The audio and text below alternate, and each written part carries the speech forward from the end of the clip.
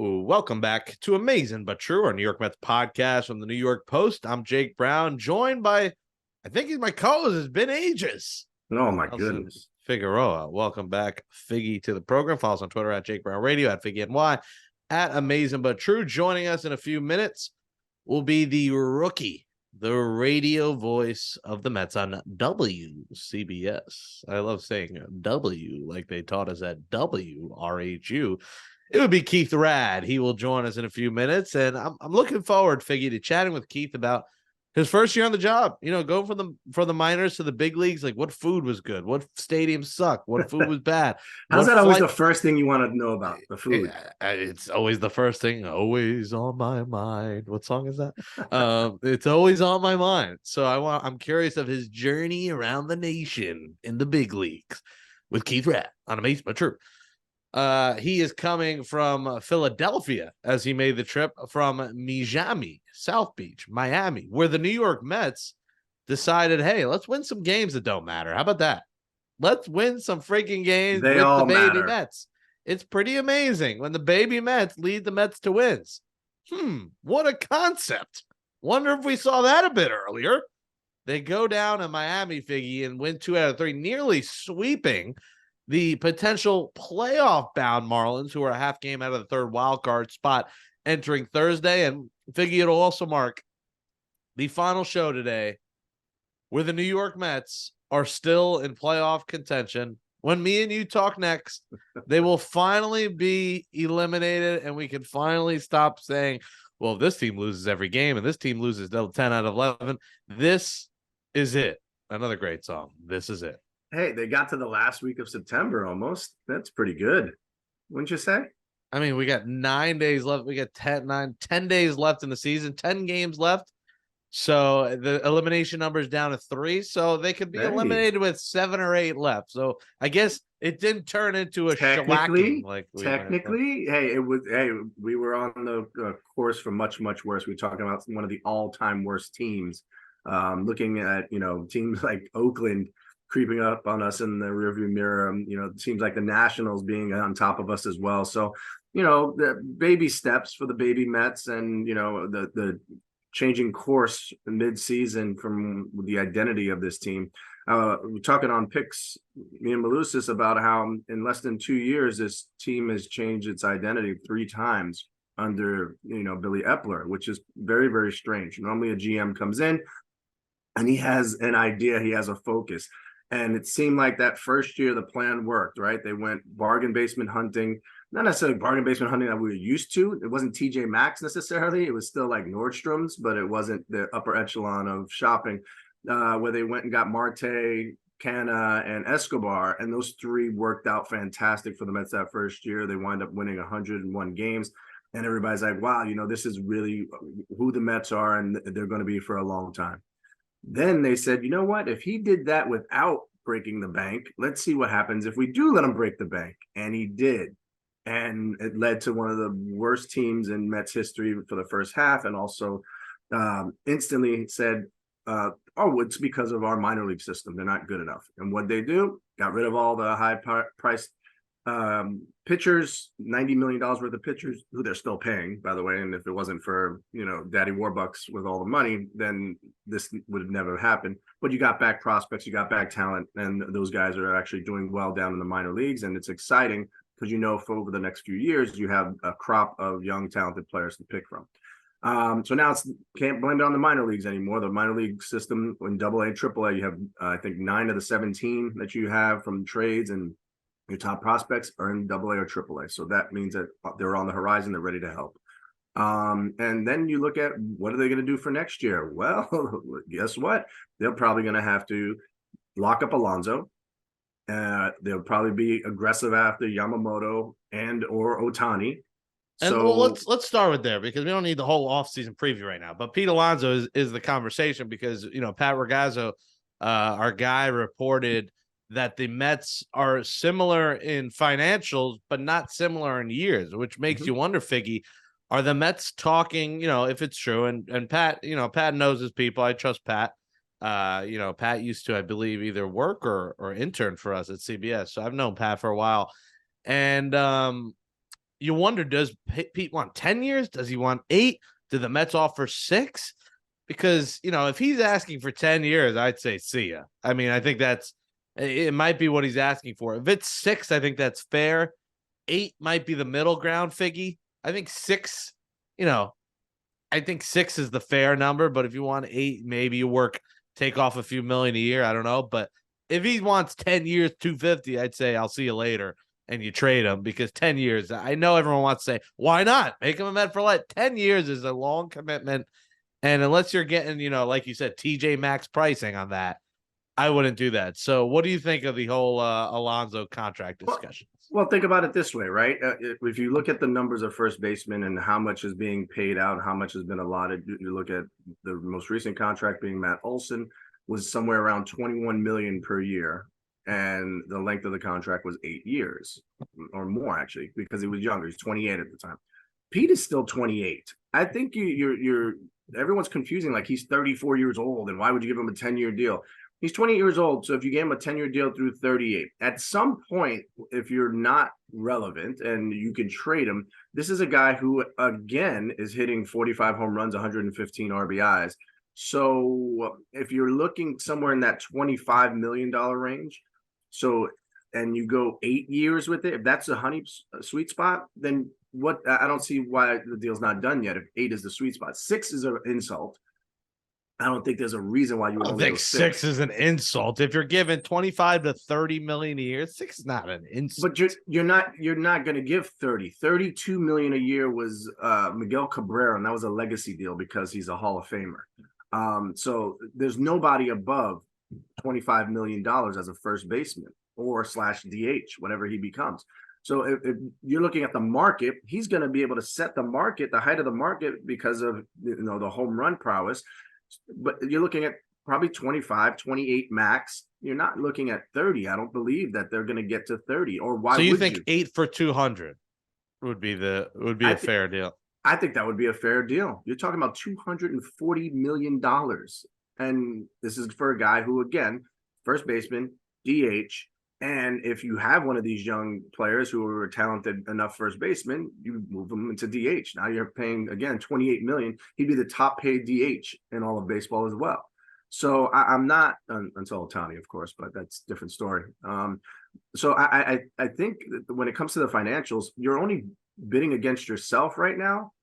So what is it exactly that you want to do? If you want to just wow him, if you want to backload the contract, which, remember, the Marlins did with Giancarlo Stanton when they gave him that $320 million deal, they backloaded it.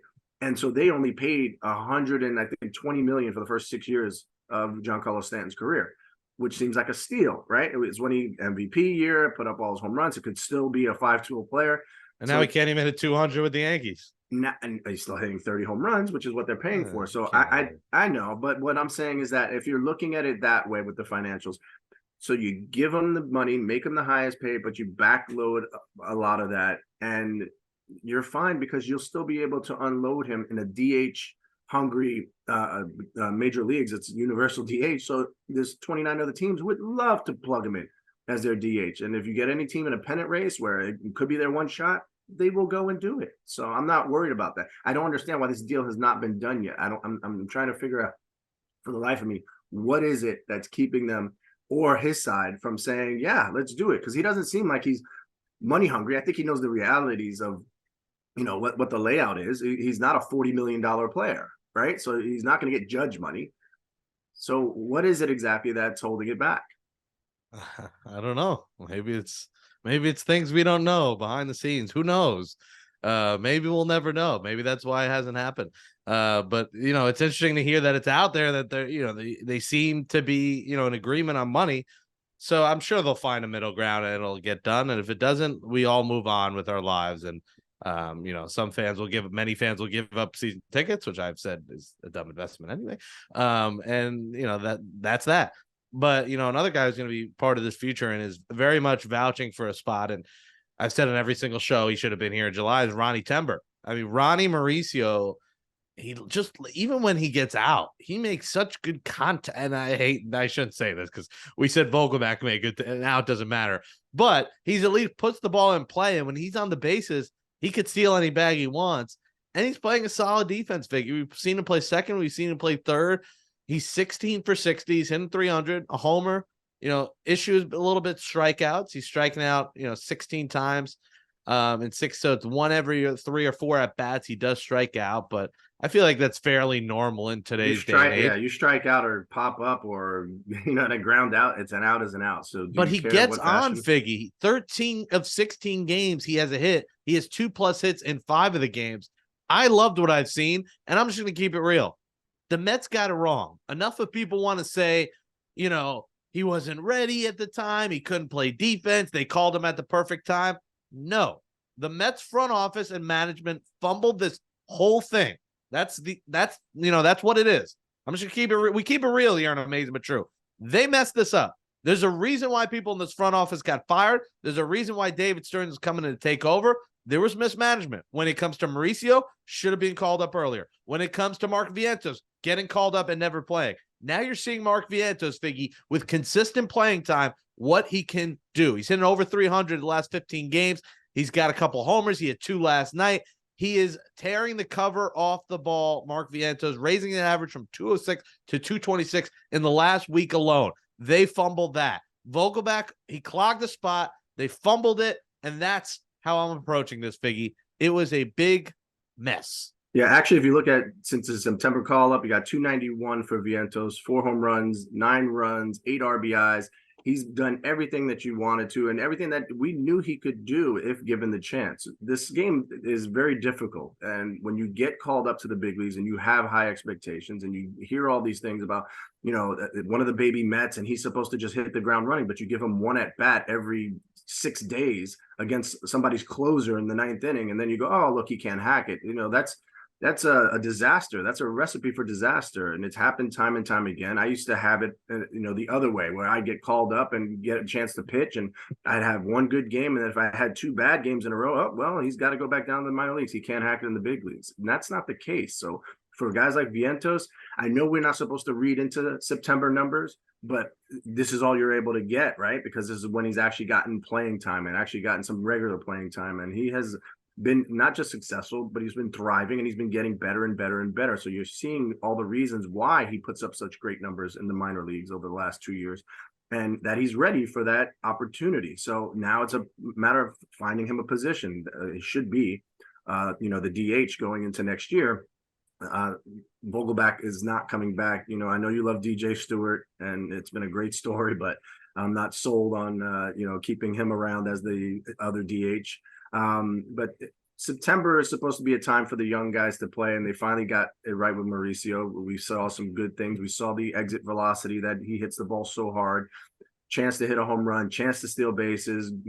He's that exciting type player that, when Ellie De La Cruz came up, they went on a 12-game winning streak with no pitching, absolutely no pitching with the Reds. So I always felt like if he got the opportunity, he's a similar type player. Am I saying he's as good? Is he as uber talented? No, there's not many people on the planet Earth since he broke all the StatCast records, throwing a baseball, hitting a baseball, and running.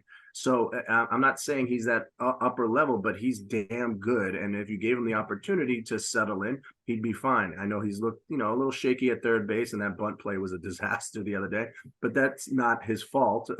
He was reading the play, and the ball got, thrown over his head where he had vacated, and Lucchesi threw that one away. But all in all, the baby Mets again are doing what they can with the opportunities. Alvarez has had a little bit of a resurgence over this past week. We've seen him hit the ball again with some, not just the exit velocity, not just the hard hits, but it's also timely hits, right? With runners in scoring position, driving in runs. So all those little things are starting to come up. And you see Brandon Nimmo in the month of September, 346 batting average, 5 home runs, 9 RBIs, 13 runs scored. So these guys are starting to, show that they're all right. They're going to be all right. And I think next year, depending on which way this organization goes, because now you have a new president of baseball operations, where's the direction? And that's what I think I was leading to from before with this. We've shifted directions 3 times. Now, which way are we going with it? Are we staying the course of what they told Scherzer and Verlander? We're not going to overspend or be competitively spending in the offseason. I doubt that. I think they're in on all the free agents because this team isn't very far away from competing. But the problem is Philly's not going anywhere. The Braves aren't going anywhere. They're not getting any worse, those two teams. So you're going to have to find a way to not just compete, but be able to beat those two teams and get yourself into the playoffs. Well, speaking of the baby Mets, let's talk next with the baby broadcaster, Keith Raad, on Amazin But True.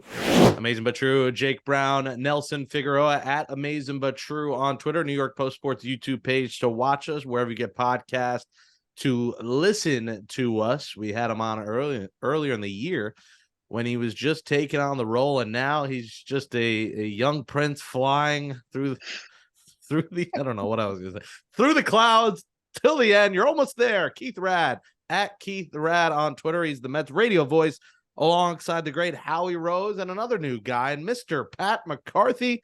Follow him on Twitter at Keith Raad. Please do, because somehow I have more followers than Keith Raad, and Keith is cooler than I am. So, he doesn't eat as well as I do, although he also has a food Instagram like I do, where he goes to the different stadiums. What is that Instagram again, Keith? Yeah, it's Broadcast Bites on Instagram. It's not just stadium food. It's all these little cities that I go to. And I have one rule, which is everyone says, why are you not 700 pounds? It's because I don't post the salads in between those lovely meals. Salads are the key. I don't even eat the salad or post it. So I don't know how I'm not 700 pounds. You've seen the stuff I eat. I've brought some of the food to you. I brought you the churro nachos, which are now defunct at Citi Field. But they're still in a story at Grand Fresco's Cantina. Let's start there. Let's start with a happier note, because this season has been miserable, at least for the Mets. Do you have like a Mount Rushmore of stadium bites, like the stadiums you were at, and what the food items were? That's a good one. I mean, I loved San Diego. I don't know if anyone's been out to San Diego, but I think that they had some of the best bites in baseball. I know that the Citi Field was just named by USA Today by being, I think, the best stadium for food in baseball. Citi Field's pretty good because fried chicken is like the most Instagrammable thing of all time these days, and fried chicken is delicious and takes great pictures. So I think that's why Citi Field has crushed it with fuku and Jacob's pickles. Who doesn't love fried chicken? Atlanta's actually pretty good because you could go out there and slip in a little Chick-fil-A sandwich every now and then. But I think San Diego's my favorite because it's like a resort, that place. They have different levels and different types of foods. It's my favorite. What are some of the foods? Because I've been to San Diego, and one of my favorite cities in the country. But what are like the food items at the stadium that you had? I think I had tacos every single meal while we were there, breakfast, lunch, and dinner. So just the different types of tacos that they had. I mean, I don't remember exactly what first base, third base line that I was at, because it was just get tacos for me. But it's just fresh and, kind of way better than the burritos and tacos in New York. And I'd been in Texas for a stint during the minor leagues, but I think San Diego's burritos were killer. And again, not a good good series for the waistline, but it was delicious. Like the fresh fish with like the pickled relish, pickled onions, I should say. Yeah, I could go on and on. You're salivating over here, and so is Jake. I can't even watch this anymore. It's almost sacrilegious to hear San Diego and chicken put together and talking about eating it. Like that was the greatest mascot of all time. For the younger generation, you guys have no idea what I'm talking about. That's why you have YouTube. Go YouTube the San Diego chicken. You're so old, you 50-year-old man. Well, one of the greatest things that I was able to take part in is the San Diego chicken was doing a circuit around the minor leagues the last year that he was going to continue performing, and my daughter got to be one of the little chicklets that walk behind the catcher and pat him on the butt, and then the last one pees on him. That was my daughter. She lifted her leg to pee on the catcher. It's a very funny skit. You got to see what it. What year was this? I feel like this would be cancelable. I'm honestly gonna jump in here because I think it was 2015. I interviewed the San Diego Chicken when he came to Dayton in 2015. I didn't really know the story, but going back and researching this guy, he was like the OG mascot. And he takes off his chicken head to do the interview, and the guy's like 68 years old. I'm like, how is this guy jumping around doing this crazy stuff this late in life? Yeah, I would have preferred you interviewed the actual. I thought you were talking about the chicken. You're like, and he had the mask on, like a Mr. Met. You went eating. That would have been kind of cool. He was really a chicken underneath. What's wrong with you? No, he was awesome. He was one of the first guys to all the props and stuff that he would use, the eye chart for the umpire at first base. He would coach first base during games. Yeah. He's coaching first base.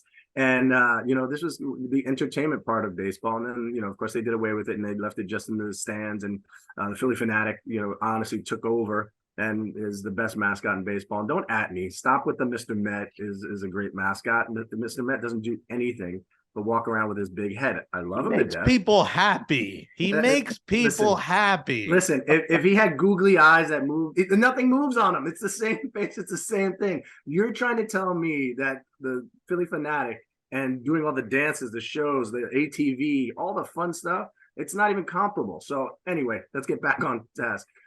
Food is great. Don't get me wrong. But your first rookie season, was there any rookie hazing by the one Howie Rose? Ooh, by the one Howie's pretty good at that stuff. He's pretty kind. Honestly, I'm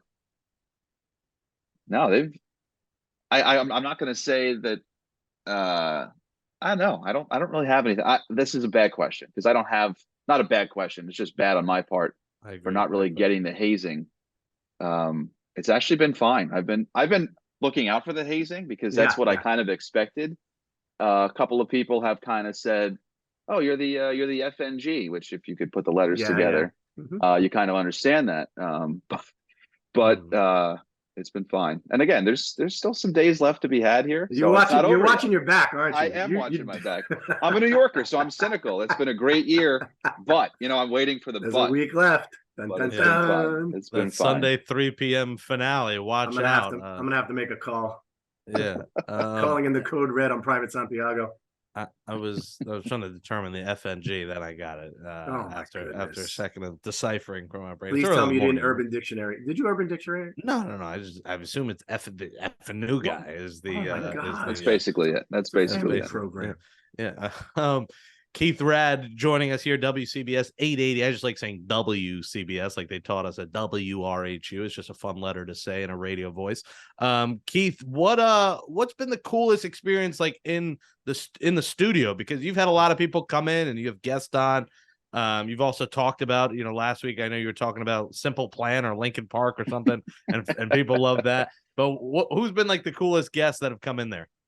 Well, I mean, David Wright came in, which was awesome for me. I mean, it's not every day that David Wright comes to Citi Field because he's living on the West Coast. We've actually seen him more on the West Coast than we have at Citi Field. He was in LA and San Francisco. But he popped in and he promised Howie that he'd come on for a half inning. So Howie was able to kind of plug that for the first few days.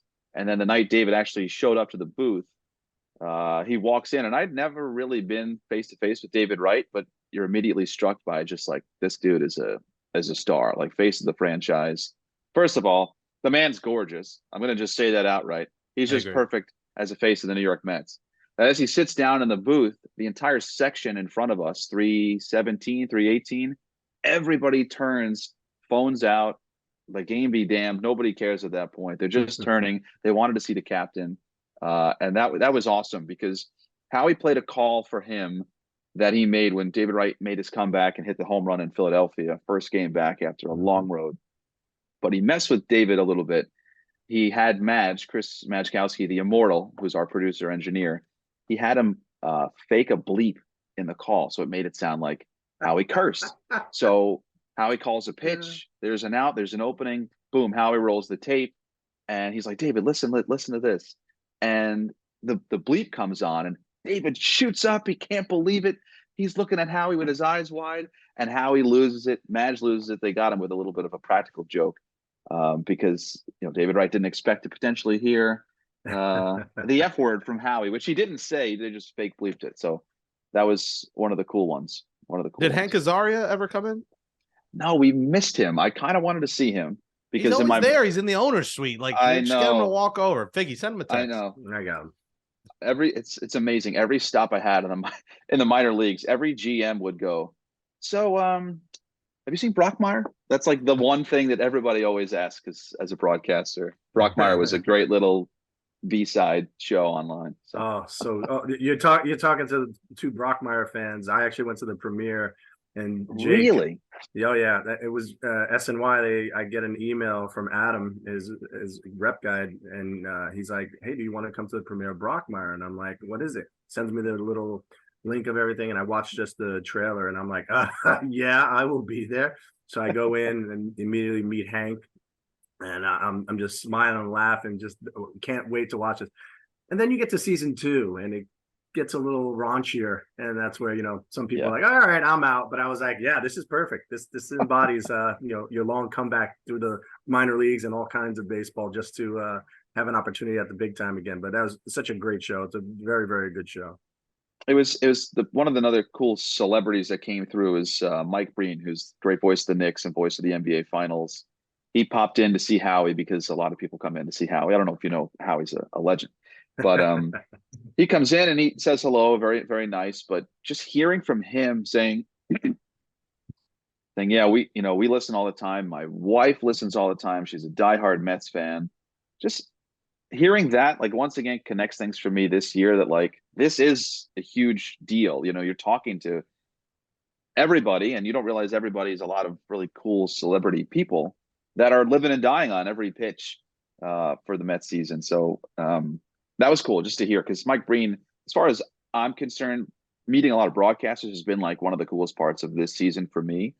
Mike Breen's just one of the sweetest guys, and so now if it's a big bottom of the 9th inning, I got to bring a good call and make sure Mike Breen's happy when I'm doing it. So.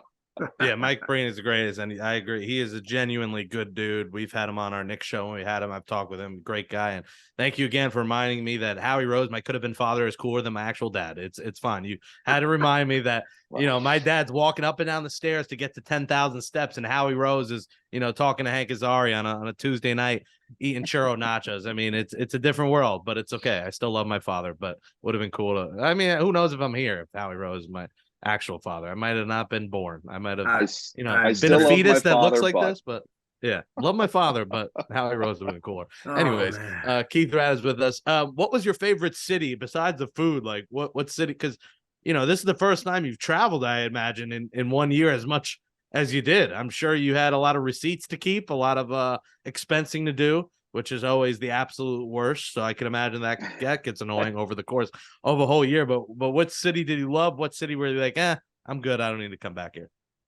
Yeah, so I loved Chicago. I really had never been to Chicago. We played at Wrigley Field this year, which was just a pinch me bucket list moment. But outside of just doing the game, just where Wrigley is in Chicago, it's like I grew up on Long Island in Valley Stream. I live right by Fireman's Field, one of these just big Little League football field complex things that kind of tucked in a suburb. That's what Wrigley was. Like, people live right behind the left field wall, and there's a supermarket like across the street. And just the fact that we played all night games, which was, we wanted our money back for that. But and it was in the middle of the week, which was a shame. But just the people that come out for that, I think was the best part, because it was such a small, intimate setting. So places that were Wait. Let me finish with the Chicago, because go ahead. If the only thing that would have been better is if you had Eddie Vedder singing the 7th inning stretch. Now that is amazing when he comes out, because he comes out a bunch of times, and the legendary, of course, Harry Carey, when they go and they sing and something, they bring celebrities out. They're always you always constantly looking like who's going to sing it today. So to be in that environment and see how those fans are passionate, regardless of where their team is in the standings, they're passionate just about being together and being at a ball game. So it's a different vibe when you're in Chicago. And the wind, it was like May, which you figured would be nice. It was like a football game. It was like 40 degrees. The wind was blowing in. My wife was there with some family members. They were bundled. They had like 8 or 9 layers on for a baseball game. It was packed. It was sold out, and it was ice cold. It was ice cold. It's funny. I've been talking to Keith Hernandez a lot this year, and for my first year, like you said, Jake, it's every town is a new town. You go out, you eat, you hang out. I'm always a big fan of comedy shows, so I try to find a comedy club just to catch somebody late night post after a game. And I'm kind of going, all right, I'm every single city going out. And Keith mentioned something like, oh, so-and-so town was a rest town for me. And I thought, wow, what a concept. Mm-hmm. A rest town. So we were in Houston, which turns out to be probably the best hotel on the chain. And I just didn't do anything. It was amazing. You weren't at James Harden's home where his jersey's retired in the strip club. You were like, I'm not going to go there in Houston. I thought about going there only for one reason. I heard the wings were pretty good, but That's Magic City, Atlanta. That's in Atlanta. sorry. But yeah, that was Houston's hotel. I forget the name of it, but I'm pretty sure Drake was staying there when we were there, which is ridiculous. The But yeah, Intercontinental. no, No, the That's one out. Miami. saved in my Google No, Maps. there's But one there too. Oh. yeah, we stayed in the Intercontinental though in LA, and that was cool. That was like take the elevator to the 9,000th floor to go back down to the 7,000th floor, and you're just like, get me to bed. Yeah. Yep. Yeah, Drake did rap that Figgy in a song. He said, "Stay in the Intercontinental." I'm He did. very well versed in Drake. Thanks for that. But one of the things, just in case, so for next year, when they say it's a sleeper city, that they don't mean going to sleep in it, because Houston is not a place to just sleep No, in. I'm sorry. Like Houston's got great food. No, but I get it. Do. The Just bed behind a you, break. the bed behind you looks fantastic. Okay, I'm already in bed envy. I remember traveling to these great places. Room service being, I want bacon and eggs in the morning. I don't want to leave the room. Yeah, $50. And then you also have to tip on top of that. And then they come and get your bags and you have to tip on top of that. And then so that $100 a day per diem goes very quickly when you're a rookie, and you realize, oh, well, that's why all the veteran guys are taking care of everything else for us, because wow, this is an expensive lifestyle, but it is what it is when you get to stay in these great hotels. Absolutely. Keith Raad is with us, and Keith, we had to say congratulations to you on being a father. You're 3 weeks in. Is it 19? I'm looking at your latest IG. Keith R. Raad is the R for Robert Randall. I don't know what the R stands for. Richard. So it's Richard. Not named after Keith Richards from the Rolling Stone. My grandfather's name was Richard. But yeah, this first year in the major leagues, why not have my first kid? So how crazy was that, dealing with about to have a kid and traveling? Like, your wife must be the real MVP. Kate is honestly the best. This is the final week before we come home, so she's got some family in New York, but she's doing it herself. And I've thought about it. This is my daughter's third week of life, so I've missed 33% of her existence. A terrible father being away. Figgy's throwing his hands up. You have a long time to catch up, my friend. Don't you worry. I know, but I've changed 7 billion diapers already, and it's fine. It's like clockwork. You do it with your eyes closed. But yeah, it's amazing. Odyssey was nice enough to give me a week off when my wife had the baby, so we could just get settled. But it's something, man. I mean, they're just laying there. This little alien child is yours, and you're just like, I think that's my nose. I think that's her eyes. And you're just staring at this thing. Hey, just wait. They change. They change every week now. Yeah. It's going to drive you nuts. Yes. The sleeping thing was crazy. I kind of Googled how do parents not die in the first week, because you're getting 2 hours at a time at most. So I slept 6 hours last night. Yeah, but it was 11 to 1 and 3 to 5 and 7 to 9. And you always do the thing when the alarm goes off. It's just, you're never relaxed and rested. You're always jolted from a dead sleep. But it's great. Fatherhood is great. Listen, you're living the dream, the absolute dream. First year in the big leagues. Something to always talk about, both on the air and off the air, with the team that went through transition, first being a World Series almost lock going into spring training, and then everything turning. David Stearns is now hired as the president of baseball operations. What direction do you see this team going in? Yeah, it's going to be interesting with Stearns, because he is somebody who's built up Milwaukee is a team that does not have a ton of money, but how does he handle the resources? How does he handle a team where he knows what he wants to build for I'm not going to say a cheap product, but just an efficient product, bringing in efficient players for their salaries? Like Moneyball, you want to make sure that your equation is good for your salary cap, or how much money you want to spend. What does he do now with kind of an open purse, an open pocketbook? But I think it's going to be more of an organizational change throughout the minor leagues. The system that's built. Billy Upper's been focusing on literally everything, which is hard for a GM to do. Zipping around the golf cart in spring training, making sure the minor leagues are figured out. Meanwhile, he's negotiating, contracts and trying to find relievers for the bullpen. It's hard to do. So I think Stearns is coming here will take a little bit. It might be a lot of behind the scenes stuff that people just don't see on the field that happened with David Stearns. But I think the offseason, the acquisitions that are made will be very telling. Will they be similar to acquisitions that we would get, or we would understand, okay, they brought this so-and-so in or that person in? Or will there be other ones where we go, who is this guy? Why would he get this player? That stuff I'm very interested in finding out, because again, he's going to be above Billy Epler. So his branches will go all the way down to the Dominican and the academies that the Mets have, instead of just on the field. So I'm excited for that. But it's funny, I was working in Brooklyn, and David Stearns interned in Brooklyn way back when, a million years ago, with the Brooklyn Cyclones. I don't know if Gary Perone hired him or not, but basically there's a funny story about David Stearns, is that he is from Harvard, right? Mm-hmm. So he shows up to his first day at his internship. From Harvard. He went not from a Harvard grad. He is not from the town of Harvard. Oh yeah, sorry. No. You got to remember, we have to dumb it down for everybody who didn't go to Harvard. Right, me included. Hofstra, Harvard, Hofstra. Yeah. So he shows up to his first day at his internship in Brooklyn, and Steve Cohen, which is not Uncle Stevie, Steve Cohen, the vice president of the Brooklyn Cyclones, who great guy, but he's at his desk, and Stearns walks in, first day of his internship, looking like a little gangly kid, and he's wearing a Harvard shirt. And he goes, "Hey, I'm here for my internship." And Steve goes, "Okay, yeah, so you're gonna be down the hall." Shows him where he has to go. And the cleaning crew at the time was the Harvard cleaning crew. So Steve basically walks Stearns to the cleaning crew and says, grab a mop and here you go.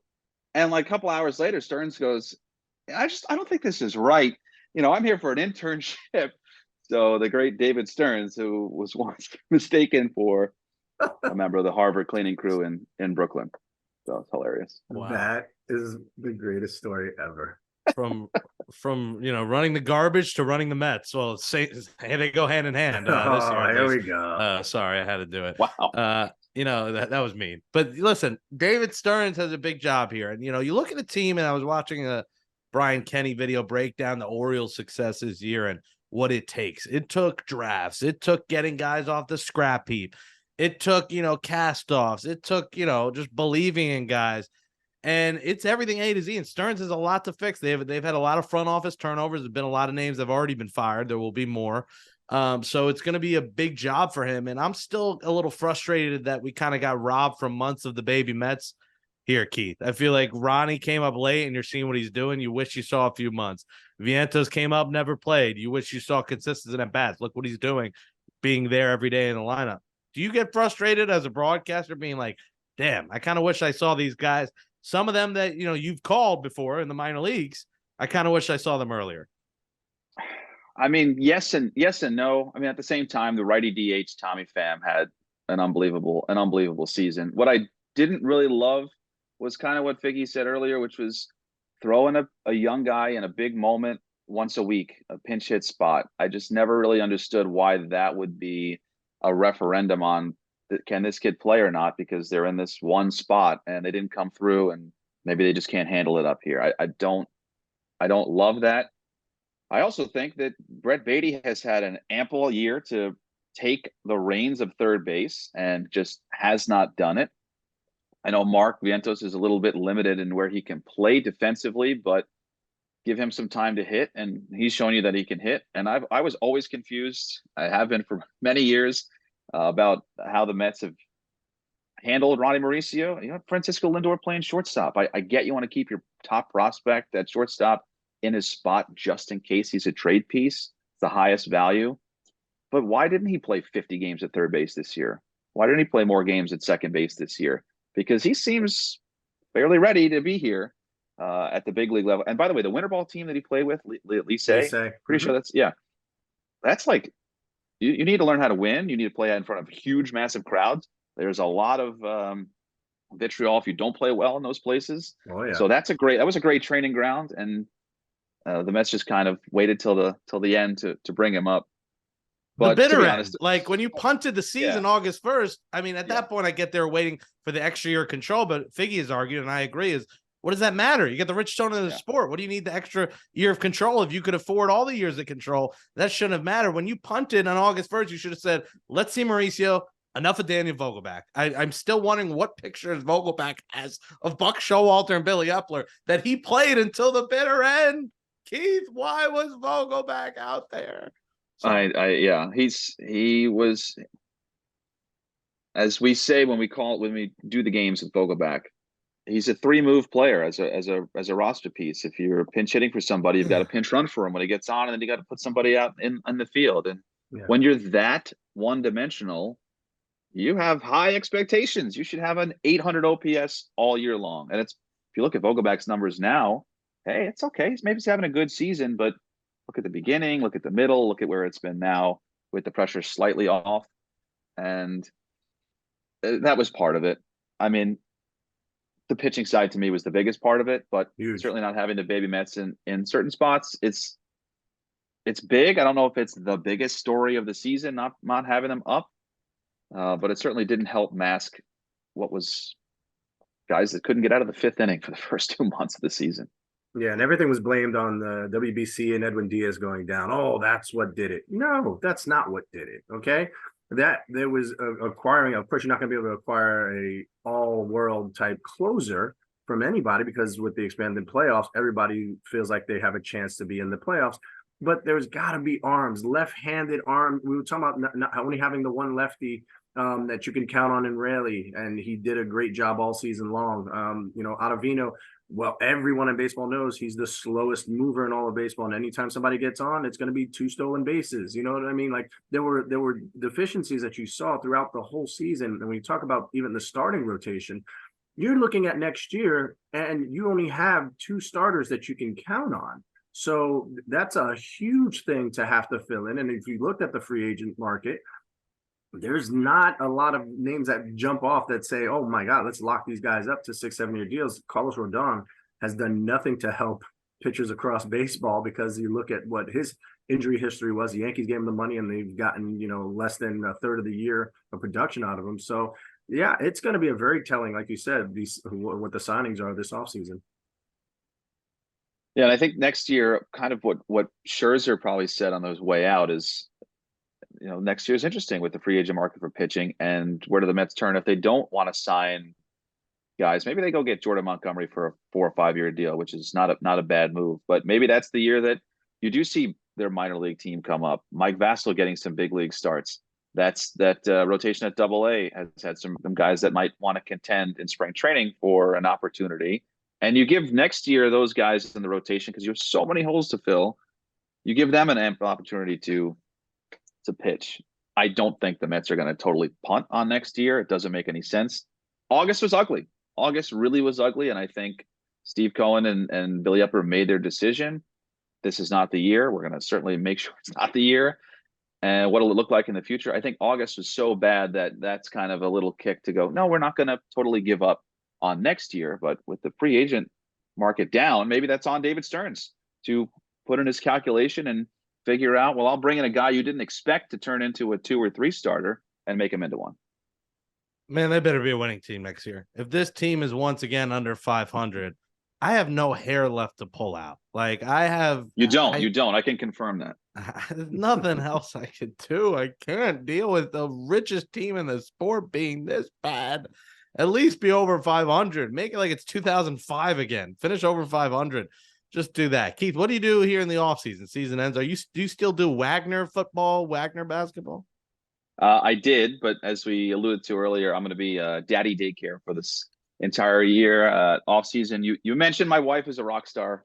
My wife Kate, who's been with me since the beginning of time through this journey, she's been holding it down. It's a long season. It started in the middle of February, so this off season, I'm just going to chill, be a dad. But then next year, pound the pavement for a little more college basketball and some football opportunities. So is she going back to work and you're going home? Is that what's happening? She's off until January, which is amazing. Absolutely amazing. But once January and February comes around, I get my hands on that kid. She's going to be throwing lefty, throwing righty, switch hitting, playing golf, because Lord knows that's probably the best way to make money these days. Learn how to be a golfer. But that's what I'll be working on. Charlotte, right? Is that her name? Sure. Yeah, Charlotte. Charlotte. There you go. Yeah. How did you come up with that name? My last name, like it's like naming a band. Like, did you name it after something, or was it just like the coolest thing you could find? My last name is really hard. It's one syllable. It's Rad, and people for my whole life have called me Keith Rad, instead of just Keith, because it's 2 syllables. So I wanted something that had a little flow to it. And Charlotte to me was always a classy name. And my wife and I are big nickname people. We're big hockey fans in that regard, so we call her Lottie. That's our nickname for her. I like that. So I like that. All of it was planned out. All it was planned out. And I get it. Listen, I'm Jake Brown. I'm not Jake. I'm Jake Brown. Yeah, I know. Some people just call me Jake Brown Radio, which is a little aggressive, but Jake Brown works. Keith Raad. Follow him on Twitter at Keith Raad, and check out Broadcast Bites if you want to see stadium foods around the nation. Keith, it's been great talking to you this year. Looking forward to you getting some off-season rest. Well, not really. You're going to be changing diapers every hour. But at least being there with your daughter and your family. And thanks for coming on the show. I saw you guys in spring training. You both had smiles on your face. And here we are, late September. You still have smiles on your face, which is good.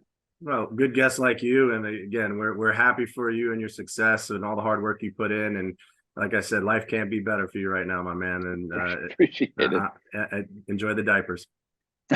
Thank you. Thank you, guys. Listen, give me 6 more weeks of watching Zach Wilson, and this smile will turn upside down. Can't help you there. Can't help you there. See you, Keith. All right, Figgy, great stuff there from Keith Raad. I loved the story on Stearns and the Harvard sweater becoming the mop man. He went from cleaning Brooklyn to cleaning Queens. He went from borough to borough. What a story. And that says goodnight to us here on episode 182 of Amazin But True, our Mets podcast from the New York Post. Thanks to Andrew Hartz and, of course, to you, Jake, for producing the show. Subscribe to Amazin But True on Apple Podcasts, Spotify, Google, Amazon, or wherever you get your podcasts. Subscribe to the New York Post YouTube page to watch all episodes. Find that Amazin But True playlist. Give us a thumbs up below on YouTube and comment below, what should the Mets do in free agency? What direction should this team go in? Follow us on Twitter at Amazin But True, at FiggyNY, and at Jake Brown Radio. Yeah, it's funny when we had Keith on, he's reading an article. We're like, oh, what article you read? He's like, oh, it's only an athletic article, like ripping apart the Mets. I'm like, wait, what? Did we miss that? And I guess Tommy Pham had said, I got to pull up the exact quote, but he said he basically never seen a team of regular players that didn't work this hard. Was that the actual quote? But it was a pretty revealing article that came out on what exactly happened. There were a couple of good quotes. It wasn't that crazy. Pham told Lindor, out of all the teams I played on, this is the least hardest working group of position players I've ever played with. I mean, that stands out, Figgy. That was very interesting to see. And, it's a telltale sign of this season. Everything went wrong. They didn't work hard enough. The pitching wasn't good enough. Then, guys got hurt and they traded everyone. Then the 4A guys came up. Now it's the baby Mets era. And finally, we're towards the end here. 4 versus the Phillies coming up this weekend in Philadelphia before the final 6 games at home. 10 games remaining. They're 8 out. So for one more time, we could say you're saying there's a chance. And we'll see how this season wraps up, Figgy. Yeah, with Tommy Pham's comment, of course, some people have to be grinders. Some people made their whole career out of being a grinder and being somebody that has to work a little bit more, work a little harder. Some guys, they just need a little bit of fine tuning. Everybody's a little bit different. I understand that. But I think in this day and age, you're seeing a lot more just the way that guys train, the way that guys are trying to navigate 162 games. They're doing things a little different. So every organization is different. So I don't put a lot of onus to that. Again, Tommy Pham has made himself into the player that he is and continues to do that hard work. And it showed when he, really took off for the Mets and was literally carrying the team all by himself and from the right-handed DH role until he got hurt with the groin. But you know what? To each his own. I don't think there's any, anything that you can take away from that, like we said, isn't a little bit of truth in it. So, people live and learn, because this was a learning year for everyone involved in the Mets land, from front office to players. You can't just go through the motions thinking you're going to be in the playoffs and, expecting to pace yourself for a long playoff run if you don't make the playoffs. So I think next year, the motto will not be so much of being on cruise control until we have to kick it in, because by the time they thought to kick it in, they were already, the Braves had already won 50 games in 2 months. So it was a little alarming to see that how the whole season shook out. I bet it's a great article. Come save the Mets, David Stearns. Well, enjoy the series against the Phillies. I'll be back on Monday. Figgy, we thought it'd be today, but you are saying Bartolo Colon is expected to be on the podcast dropping next Thursday. So Figgy will be back for that episode. I would like a little mix. I want to hear some English, but we'll have an interpreter, and I'll learn some things. But I feel like I haven't heard him speak. I know he can speak some English. I want to hear a few words. Just welcome to Amazin But True. Like, if he could just say that, we'll have that looped over. It'd probably be something more like a number 2 with a large fry. Yeah, I'm good with that too. I'll save that on my phone, and I'll go up to the McDonald's drive-thru and play Bartolo Colon saying, "I'm number 2. I'm a 10-piece chicken nugget, large Diet Coke, large fry." I get that on loop from Big Sexy. Well, that wraps it up from our own Big Sexy. That's me, and not sexy Nelson Figueroa. We'll see you next Monday. And Figgy, they won 2 out of 3 over the Marlins, so we'll close it in 3-2-1. Let's go. Let's go Mets. Good night.